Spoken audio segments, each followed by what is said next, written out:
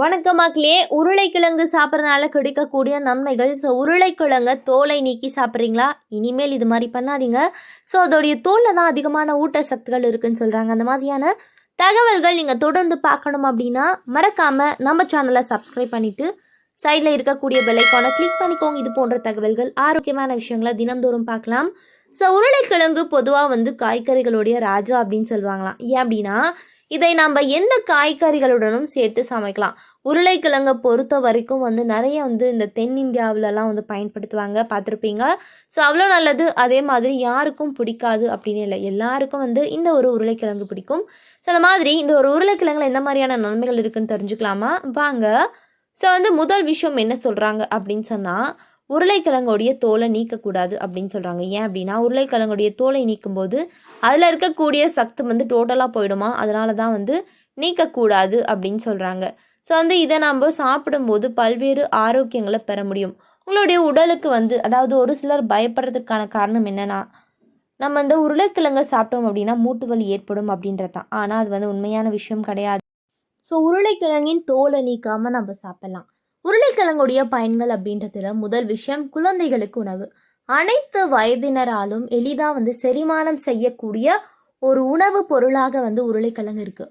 உருளைக்கிழங்கு அப்படின்றது கார்போஹைட்ரேட் சக்திகள் நிறைந்த ஒரு உணவு வகையாகவும் அதிக சக்தியை அளிக்கக்கூடிய உணவாகவும் அதே நேரத்தில் சுலபமாக செரிமானம் ஆகக்கூடிய ஒரு உணவு வகை உருளைக்கிழங்கு அப்படின்னு சொல்கிறாங்க. எனவே தான் கடினமான உணவுகளை செரிமானம் செய்ய முடியாத நிலையில் இருக்கக்கூடிய குழந்தைகள் முதல் முதியவர்கள் வரை எல்லாரும் உருளைக்கிழங்கு எடுத்துக்கணும் அப்படின்னு சொல்கிறாங்க. நார் சத்து அதிகமாக நிறைந்த ஒரு கிழங்கு வகையாக உருளைக்கிழங்கு இருக்குது. அடிக்கடி உருளைக்கிழங்கு சாப்பிடுபவர்களுக்கு அதிலிருந்து நார் சத்துக்கள் உடலால் ஏற்றுக்கொள்ளப்பட்டு செரிமான உறுப்புகளில் சீரான ஒரு இயக்கத்தை சரி செய்து மலச்சிக்கல் ஏற்படாமல் தடுக்குது அப்படின்றாங்க. மேலும் உடலில் ஏற்படுகின்ற இந்த குடல் புற்று செல்களில் அந்த உற்பத்தி அதிகரிக்காமல் முற்றிலும் தடுக்குதான். ரத்தத்தில் அதிக அளவு கொலஸ்ட்ரால் படிவதை தடுத்து இதய நோய்கள் ஏற்படாமல் பாதுகாத்துக்குது அப்படின்னு சொல்கிறாங்க. அதுக்கப்புறம் முக அழகு கூட. முகம் மற்றும் உடலில் இதர பகுதிகளில் இருக்கக்கூடிய சருமத்திற்கு பல வகையான ஒரு பேருதவியாக இருக்கக்கூடிய ஒன்று உருளைக்கிழங்கு. உருளைக்கிழங்கை வேக வைத்து நன்கு பசை போல அரைத்து பசும்பாலில் கலந்து முகத்தில் தடவி கொண்டு 1 மணி நேரம் கழித்து முகத்தை கழுவினால் முகத்தில் இருக்கக்கூடிய எண்ணெய் பசைகள் நீங்குது. முகப்பருக்கள், கரும்புள்ளிகள் ஏற்படுவதை முற்றிலும் தடுக்க இது பயன்படுது அப்படின்னு சொல்கிறாங்க. முகத்தில் சுருக்கங்கள் ஏற்படுவதை தடுத்து இளமையான தோற்றத்தை அதிகரிக்குது. தோல் கடினமாக மாறுவதை தடுத்து ஈரப்பதத்துடன் வச்சுக்கும் அப்படின்னு சொல்கிறாங்க. உருளைக்கிழங்குல வைட்டமின் சி மற்றும் கரோட்டின் சக்திகள் அதிகம் இருப்பதை ஆய்வுகள் தெரிவிச்சிருக்காங்க. இந்த வைட்டமின் சி சத்து குழந்தைகளுக்கு அதிகமாக தேவை. அதனால கண்டிப்பாக தினந்தோறும் ஏதாவது ஒன்று உருளைக்கிழங்குல செஞ்சு நம்ம கொடுக்கலாம்.